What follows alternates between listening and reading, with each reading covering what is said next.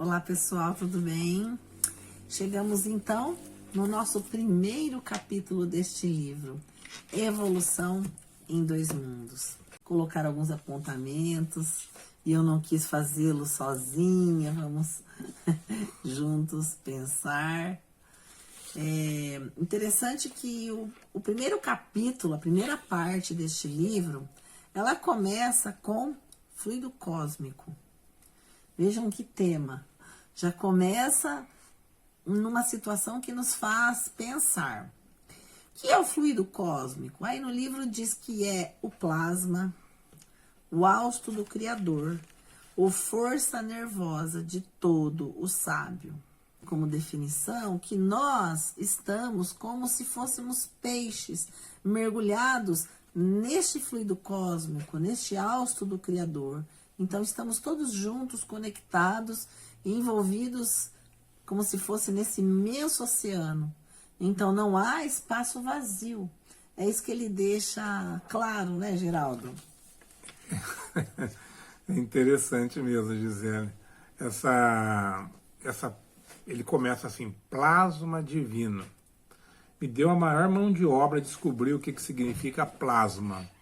Porque fazendo as pesquisas sempre aparece que plasma é o sangue, né? É o sangue que é doado, né? As pessoas precisam de plasma, precisam de sangue. É uma parte do sangue, me parece. Mas aqui é um conceito da física.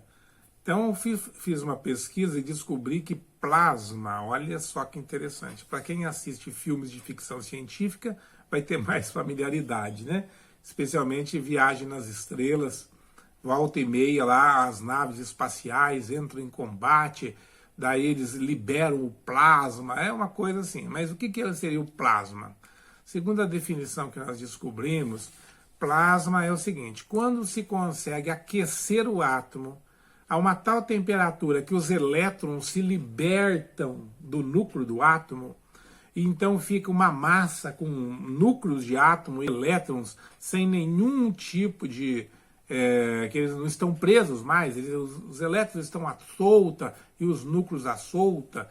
Essa massa que ela é neutra com relação à eletricidade, é da plasma. Então isso é o plasma. Então, né, até a definição de plasma é isso mesmo, é uma nuvem, né, uma massa... É como se fosse uma nuvem voando ali, com aqueles átomos todos bagunçados, com os elétrons sem ter nenhuma atração. Então seria isso, o plasma divino? A verdade é, nós não sabemos. Nós não temos esse alcance, né, para entendermos o que é realmente. A melhor definição é essa que o livro traz. O fluido cósmico é o plasma divino, hausto do Criador. O que seria hausto? Né? Hausto é aquilo que o Criador produz, né? A sua produção, né? Aquilo que ele... Seria como se ele expirasse plasma, né? Que aqui, na realidade, ele coloca o fluido cósmico, né, e o plasma basicamente como sinônimos, né? Nos dá a parecer que são sinônimos. E então, realmente, a gente vai olhar cada definição de cada palavra e aí ficamos como sinônimo. Então, é uma expressão mais abrangente, o plasma, né? Talvez Sim. Como você colocou, mas que tem relação com o fluido cósmico, né? Com esse estar presente em todos os momentos, né? de Deus. Eu estou até pensando aqui o seguinte, que o fluido cósmico universal é o elemento básico da matéria, né? Então, ou plasma divino, como você disse. Mas se você for ser criteriosa e rigorosa nesse conceito, nós não sabemos realmente o que é fluido cósmico universal. Exato. Nós só sabemos que o fluido cósmico universal é a matéria criada por Deus, é a matéria básica. É ela que dá origem a tudo que existe, exceto ao princípio inteligente, que é o espírito, né? Então Deus teria criado a matéria e o princípio inteligente. Mas o que hoje me chamou a atenção é que nesse mesmo parágrafo tem mais duas linhas que falam assim: nesse elemento primordial vibram e vivem constelações e sóis, mundos e seres como peixes no oceano. Que é uma expressão que você gosta de usar, né? Estamos todos navegando nas mesmas águas, né? Que eu acho que é mais simples, para mim é mais simples de imaginar, né? O próximo item que ele vai trazer para nós nessa primeira parte é cocriação em plano maior. Então, ele faz uma relação, todos nós somos co-criadores com Deus, né? Então, estamos criando a todo momento, através do nosso pensamento, através das nossas ações, a nossa fixação mental. Então, ela cria, e nós somos co-criadores em plano muito inferior. Mas estamos co-criando com Deus, né? Como o Geraldo falou, no universo há 2 elementos criados, espírito e matéria. Tudo mais são criações, são diversificações desses 2 elementos, envoltos no fluido cósmico universal, no plasma divino, né? Aí vocês depois comentem aí. As inteligências superiores, maiores, ele dá vários exemplos de outras galáxias, né? Como as galáxias, os arcanjos, de interpretação de valiosos templos, né? Que são superiores, mas todos são co-criadores. Que a cocriação em plano maior, superior, de conformidade com os desígnios do Todo Misericordioso, que faz deles agentes orientadores da criação excelsa. Criam desde os elementos mais básicos até aqueles muito mais superiores. E ele coloca que o espírito criado pode formar ou cocriar, mas só Deus é o criador de toda eternidade. Lembrando da definição de Deus, porque Deus é onipresente, onipotente. A sua criação, ele é imutável, né? Porque ele é. E ele já era muito antes de nós sermos algo. Então, essa concepção que é um pouco, para nós, é complexa, mas nos dá essa noção. Então, nós criamos, né, enquanto seres infinitamente inferiores, mas muitas das nossas criações são transformadas, acabam e recomeçam, com sentido de progresso. Mas a criação de Deus não. Ela já é superior, e ela já está pronta, né? Eu acho que é mais ou menos isso. Até por isso que Deus só criou 2 coisas realmente, né? Que é o fluido cósmico universal, que é a matéria, e até tem uma lei de Lavoisier, se não me falha a memória, que eu fui na escola faz 50 anos, mas me parece que ela diz que nada se perde, nada se cria, tudo se transforma. Então, que a matéria ela não se perde, ela se transforma. Então, vejam que, eu acho tão legal esse início do parágrafo, porque ele fala assim, ó, cocriação em plano maior, nessa substância original, ao influxo do próprio Deus, né? Sob a inspiração direta de Deus, operam as inteligências divinas a ele agregadas. Então, por conta dessa inspiração de Deus, espíritos que alcançaram níveis para nós não imagináveis, nós não conseguimos realmente imaginar, porque você tem que pensar o seguinte, Gisele, pensa bem, Deus existe de toda a eternidade. Então, de toda a eternidade, Deus cria. E ele criou já desde a eternidade sempre, né, que eu não tenho a menor ideia como é que se passa isso, mas desde sempre há espíritos que estão evoluindo. Então, esses espíritos que estão evoluindo já alcançaram níveis de evolução que para nós são inconcebíveis. Nós não temos como conceber a evolução de um espírito que foi criado. Vale lembrar que o André Luiz vai nos informar que nós fomos criados há mais ou menos 2,5 bilhões de anos. Olha só, hein? Mais ou menos 2,5 bilhões de anos, nós aqui da Terra fomos criados. Aqui na Terra mesmo, por sinal. Nós somos primitivos aqui, nós nascemos na Terra. Muito bem.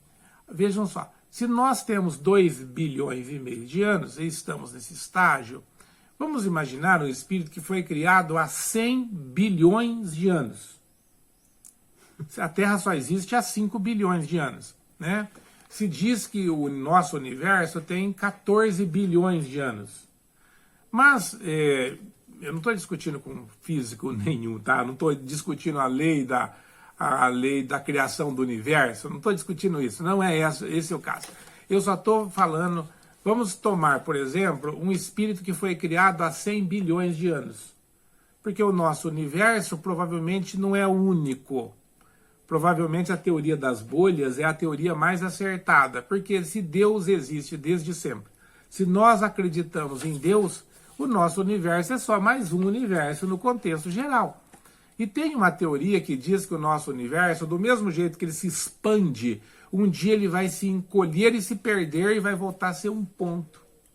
Isso é razoável, é perfeitamente razoável, se nós estivermos entendendo o livro do André Luiz, Psicografia do Chico Xavier. Porque ele termina o parágrafo falando assim, ó, essas inteligências gloriosas, que nós não conseguimos conceber a extensão do poder, criam sóis, criam galáxias e provavelmente criam universos. E vejam só, essas inteligências gloriosas tomam o plasma divino e convertem-no em habitações cósmicas de múltiplas expressões, radiantes ou obscuras, gaseificadas ou sólidas, obedecendo a leis pré-determinadas, quais moradias, olha só, quais moradias que perduram por milênios e milênios, né? Aliás, só a Terra já tem 5 bilhões de anos, o nosso Sol também deve ser um pouco mais velho, a nossa galáxia deve ter um quê? 10 bilhões de anos? Eu não sei isso, mas é por aí. Que se desgastam e se transformam por fim, uma vez que o espírito criado ele está falando desses devas, está falando desses arcanjos, que são os espíritos cujo nível de hierarquia e evolução nós nem conhecemos. Eles criam, né? E eu estou aqui aceitando a teoria do Big Bang, estou aceitando a teoria de que a Terra, o nosso universo, surgiu há 14 bilhões de anos.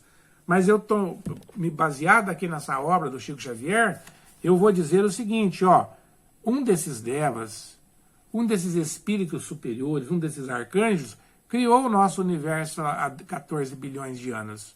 Mas esse universo vai de fato se extinguir. Não sei daqui quantos bilhões de anos, mas vai. Veja só. Mas que se desgastam e se transformam, por fim, uma vez que o espírito criado pode formar ou cocriar, mas só Deus é o criador de toda a eternidade. Entendeu? Então, na minha concepção aqui, uma concepção muito baseada só na leitura desses textos, informação só jurídica e mais ou menos ainda, eu diria o seguinte, que o nosso universo inteiro foi criado por um desses espíritos e de nível tão extraordinário, tão fantásticos, que para mim ele é um Deus mesmo, né? Mas o universo não foi criado por Deus. Porque se fosse criado por Deus, ele seria eterno. Ele não teria fim. Porque o que Deus cria não tem fim. Não tem fim a matéria que Deus criou, não tem fim o espírito. Tanto que nós somos criados, mas nós não temos fim. Então, criações de Deus são eternas. Criações de espíritos que evoluíram, não importa o nível, tem fim. É interessante, não é? E mais para frente aqui nesse capítulo, a gente vai chegar, e justamente isso que o Geraldo já adiantou, ele vai falar esse começo, meio e fim, a idade da transformação. No próximo item se fala impérios estelares. E ele, então, vai justamente fazer essa menção aos espíritos arquitetos maiores, que são esses seres que, para nós, são verdadeiros deuses, mas não são Deus. Esses arquitetos maiores, eles surgem nas galáxias, as organizações estelares, com vastos continentes do universo em evolução, e as nebulosas intragalácteas, como imensos domínios do universo, encerrando a evolução em estado potencial, todas gravitando ao redor de pontos atrativos, com admirável uniformidade coordenadora. Então vejam, toda essa relação, porque as galáxias estão aglutinadas, elas estão como se conectadas. Alguns cientistas pesquisadores já disseram que o universo não tem razão de ser tão organizado, que deve existir uma força muito superior que organiza, né, as galáxias para que os planetas girem em torno, no caso da nossa, né, em torno do Sol, organizadamente. Então, essa organização, ela decorre desses espíritos arquitetos superiores, que criam e mantêm magneticamente, através, né, de toda, eles utilizando desse fluido cósmico universal, de um magnetismo, de uma energia que mantém tudo organizado. Vejam que interessante. E ele coloca que cada galáxia, quanto cada constelação, guardam no cerne a força centrífuga própria. Então vejam, naquele item anterior falou das variações de formas, de texturas, de densidades de planetas e de seres. E aqui ele confirma isso, que as constelações, elas têm força, uma força que gira, essa força que atrai própria, determinada pelo espírito lá que criou, controlando a força gravítica. É a explicação para a organização das galáxias, com determinado teor energético apropriado a certos fins. Em criação de uma galáxia, de um planeta, ele tem a necessidade, e ela vai ter o teor, a textura e toda a questão da evolução necessária àqueles espíritos que lá irão habitar.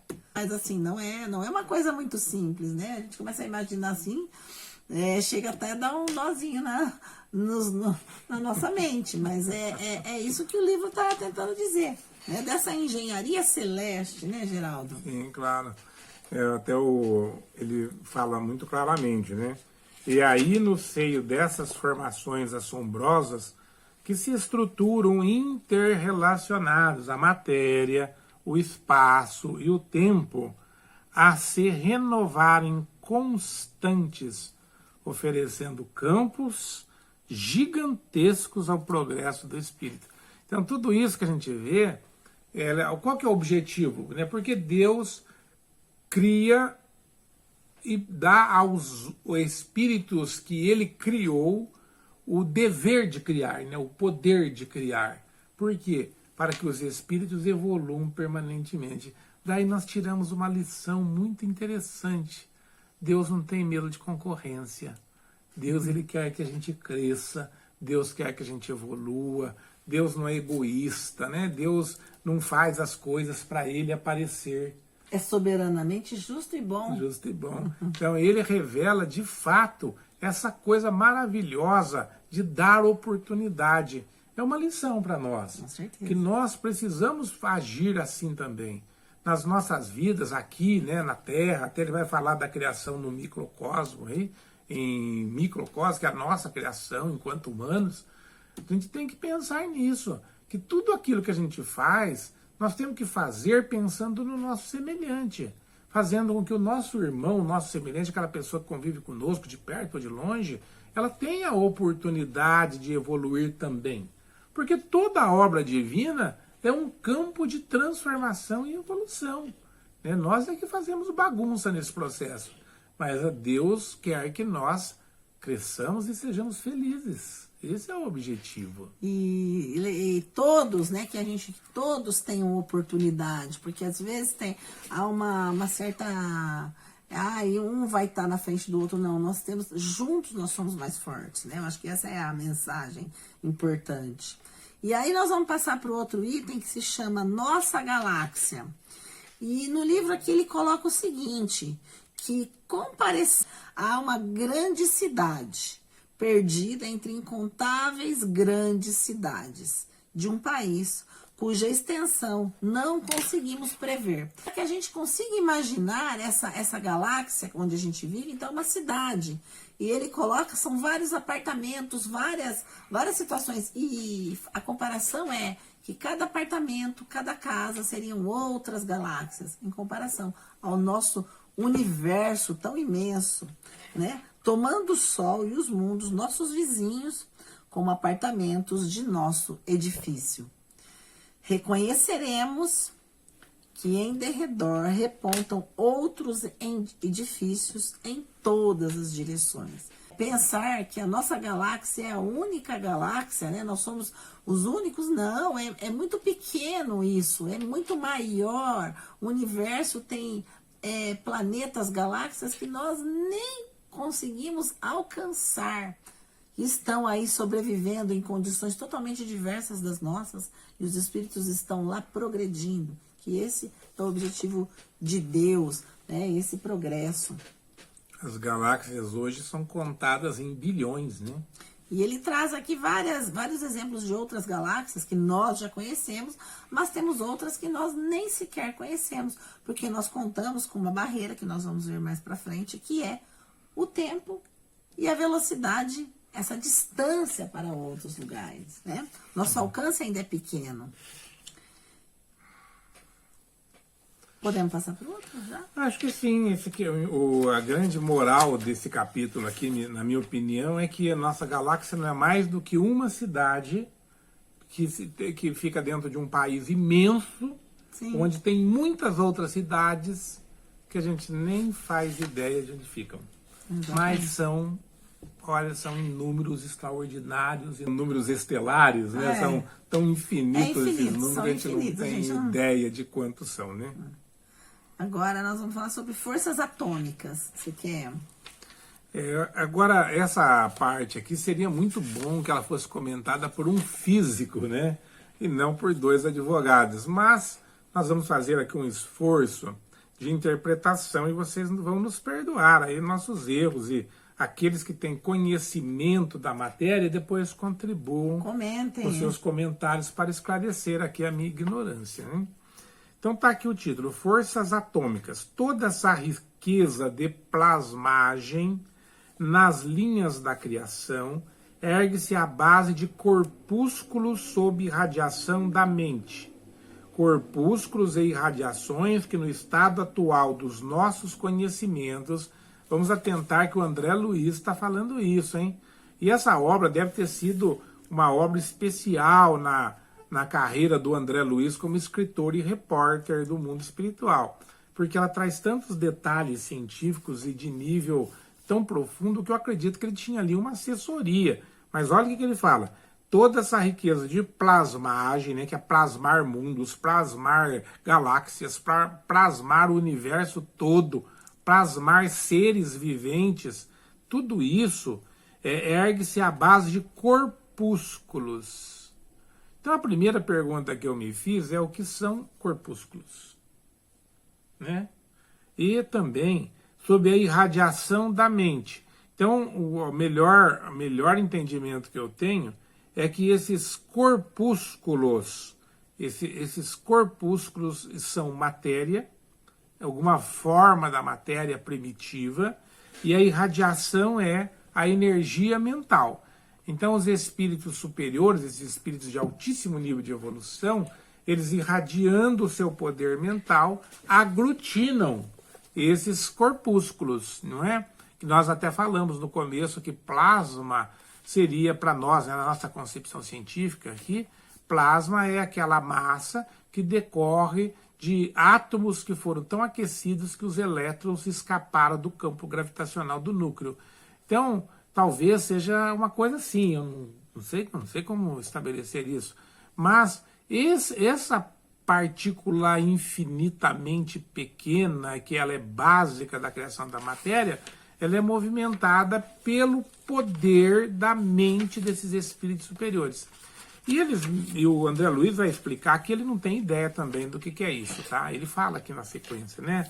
No estado atual dos nossos conhecimentos, não podemos definir em sua multiplicidade de configuração, né? Ele explica isso, que ele não tem esse nível de conhecimento.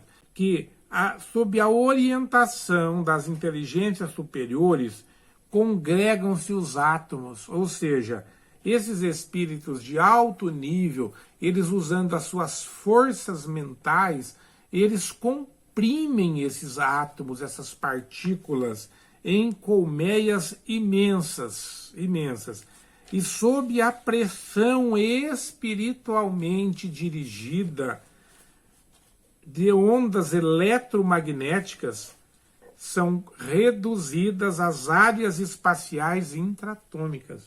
Então a gente fica imaginando, porque as áreas espaciais intratômicas são imensas.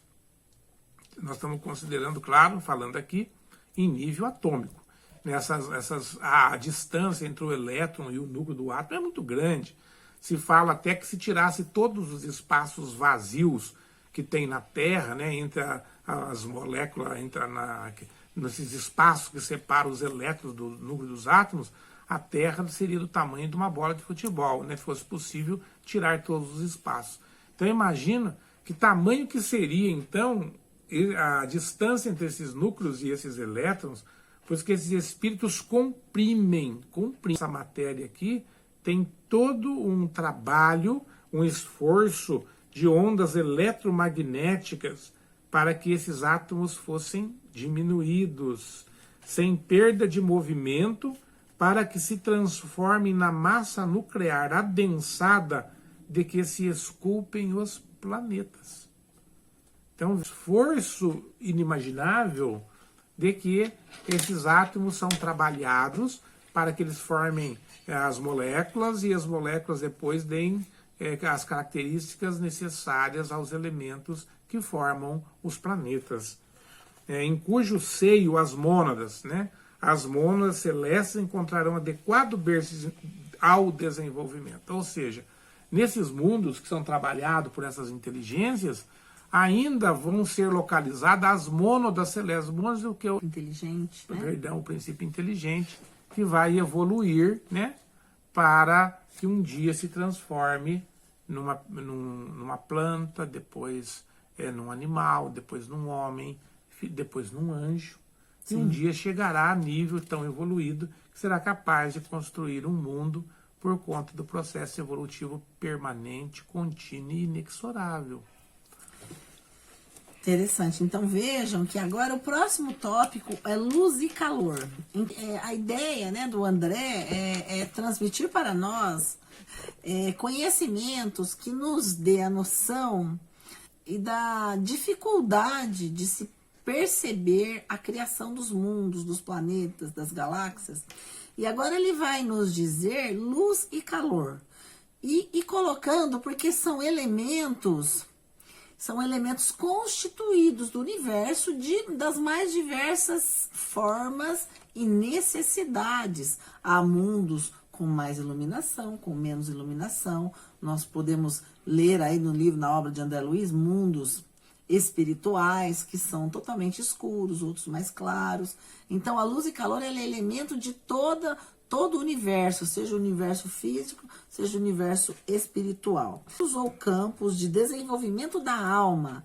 Então nós estamos falando de desenvolvimento que é? Porque a nossa finalidade é a transformação, com as suas diversas faixas de matéria. Em variada expressão vibratória, o influxo ainda dos tutores espirituais, de acordo com a necessidade daqueles mundos, sempre sob a supervisão de espíritos que são nossos tutores, benfeitores espirituais, como queiramos, são acalentados por irradiações luminosas e caloríficas, sem nos referirmos às forças de outras espécies. Luz e calor são elementos da nossa essência, das plantas, do nosso planeta principalmente. Eles fazem parte da nossa essência, da nossa criação. Nós necessitamos dessa luz, desse calor, né? desse meio termo de calor aí. Então, no espaço cósmico sobre a Terra e o homem, garantindo-lhes a estabilidade e a existência. E ele coloca para nós que a luz e o calor, teoricamente, são classificados entre as radiações nascidas dos átomos. Por isso ele fez a explicação no tópico anterior, forças atômicas. A luz e o calor, elas causam uma transformação nessas moléculas, nos átomos, de acordo com maior ou menor densidade. E ele coloca, são estes que, excitados na íntima estrutura, despendem as ondas eletromagnéticas, que são essenciais para integrar ou desintegrar partículas, rochas, dependendo do elemento pertinente àquele tipo de planeta, aquele tipo de local que vai ser construído ou destruído, definindo a natureza corpuscular do calor e da luz. E embora saibamos que outras oscilações eletromagnéticas se associam, insuspeitas por nós, na vastidão universal, aquém do infravermelho e além do ultravioleta em diversas intensidades, como eu coloquei. Nós conhecemos a maior velocidade, que estamos aqui na Terra, é a velocidade da luz, que é 300 mil quilômetros por segundo. Essa é a maior velocidade que nós conhecemos. Qualquer planeta mais distante que seja, qual é a referência? Tantos anos-luz de distância, 20 anos, 30 anos-luz de distância, que é a maior velocidade que nós conhecemos. Então, é o que a gente utiliza, mas ainda nesse estágio que nós vivenciamos. Isso não quer dizer que tenham mais diversos, infinitas distâncias, infinitas velocidades, mas ainda o calor e a luz têm esse referencial para os planetas, para a criação. Não é mesmo, Geraldo? Realmente é uma coisa muito complexa isso, né? É complexo o fato de que a luz, teoricamente, né, ele fala que temos assim a luz e o calor, que teoricamente classificamos entre as irradiações nascidas dos átomos supridos de energia. E são esses que, excitados na íntima estrutura, despendem as ondas eletromagnéticas. Esses elementos todos que a gente não presta a menor atenção são, de fato, como você disse, essenciais para a vida e para tudo que existe, né? O nosso mundo, nesse estágio vibratório que nós estamos, com certeza esses elementos determinam, né, a nossa existência ou o nosso desaparecimento. Portanto, a nossa Terra, por exemplo, não pode ficar sem luz, né? Até se diz que alguns milhões de anos atrás, eu não lembro quantos, acho que foram uns 60 milhões de anos atrás, caiu um meteoro ali no Golfo do México e foi tão forte, né, o impacto que cobriu a Terra com uma nuvem de poeira e a Terra teria ficado sem luz solar durante 6 meses, o que provocou a morte de milhões de dinossauros. Criaturas grandes morreram todas, porque primeiro morreram as plantas, daí vegetarianos, né, aqueles que se alimentavam de vegetais, e daí, por último, morreram os dinossauros carnívoros, né, quando acabou a carne para eles comerem, eles morreram também. Ali naquele momento praticamente desapareceu e ficou apenas aqueles bichinhos que viviam no subsolo, nas cavernas, né, os ratinhos, e eles deram origem ao repovoamento da Terra. Que coisa maravilhosa que é isso, né? Muito bem. Então isso de fato é importante. E claro, nessa questão da velocidade da luz de 300 mil km por segundo, é para nós uma enorme barreira, né? Nós temos aí as teses científicas que dizem que a velocidade da luz não pode ser ultrapassada, no que eu simplesmente não acredito. Digo o grande professor Leonimer, né, que é um professor de engenharia, de física, ele diz que eu estou completamente errado, e talvez eu esteja mesmo, mas como eu sou um fã de filmes de ficção científica, onde as naves espaciais ultrapassam a velocidade da luz, eu acredito. E realmente eu acredito, porque isso é fé, acreditar é fé. Né? E quando a gente tem fé, a gente não precisa de muita base científica, que um dia essa velocidade vai ser ultrapassada, e vai ser ultrapassada várias vezes, e nós vamos viajar pelas galáxias, né? Até porque o André Luiz disse que para dar uma voltinha em torno da nossa galáxia, na velocidade da luz, nós levaríamos 100 mil anos. E eu não quero levar 100 mil anos para dar essa volta, eu quero dar essa volta bem antes. Bom, então aqui para terminar agora, um pequeno resumo. Fluido cósmico, aí o tópico plasma divino, cocriação em plano maior, impérios estelares, nossa galáxia, forças atômicas, luz e calor. Para você que está nos assistindo, aproveite, leia a obra, leia esse capítulo, comente aqui no nosso canal, para que a gente possa então falar. Agora, então, nós chegamos na cocriação em plano menor. Então, quando nós colocamos lá no início desse vídeo que nós a todo tempo estamos criando, todas as criaturas estão criando, e nós somos co-criadores. A diferença é que a nossa criação, ela tem um tempo o início, o meio e o fim. Nós, enquanto co-criadores, a nossa mente, os nossos pensamentos estão criando imagens, estão criando, plasmando no universo. As inteligências humanas que ombreiam conosco utilizam o mesmo fluido cósmico em permanente circulação no universo para a cocriação em plano menor, assimilando os corpúsculos da matéria com a energia espiritual que lhes é própria, formando assim o veículo fisiopsicossomático, em que se exprimem ao cunhado as civilizações que abrangem no mundo a humanidade encarnada e a humanidade desencarnada, porque a nossa criação, enquanto co-criadores na obra de Deus, ele está a todo tempo modelando o nosso corpo físico, o nosso corpo perispiritual e o nosso corpo espiritual, porque o espírito é o quê? Ele é o pensamento, ele é essa inteligência, então ele está a todo tempo, ele pode transformar para nos causar a doença, como ele pode transformar para causar a nossa cura. E tanto encarnados quanto desencarnados estamos a todo tempo nessa conexão de pensamentos.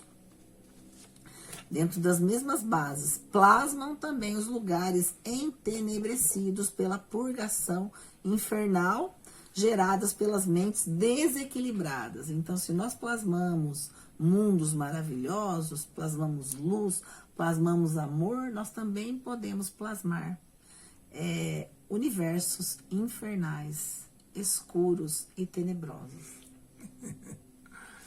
Aliás, André Luiz descreve isso muito bem na sua obra, né? Ele fala bastante das zonas abissais, né?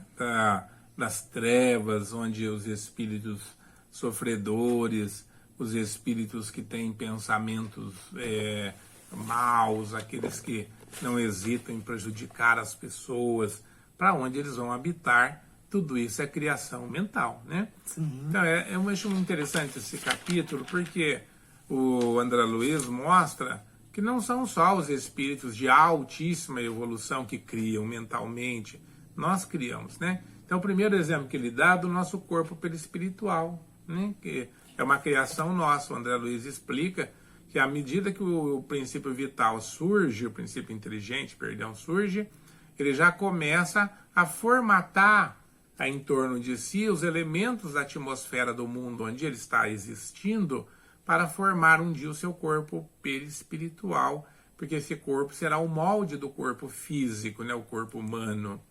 Mas, além disso também, ele diz que é a nossa mente que molda a nossa civilização. Como é que nós somos, né, como que nós queremos a estrutura da sociedade, a nossa escola nada mais é do que a materialização do nosso pensamento. Então, um povo que tem uma grandiosidade de pensamentos tem escolas maravilhosas, enquanto que um povo frágil de cultura, as suas escolas são frágeis de cultura também, não formam bons alunos. Por quê? Porque o próprio povo não tem essa grandeza intelectual. E toda a humanidade é uma criação mental de cada ser humano individualizado.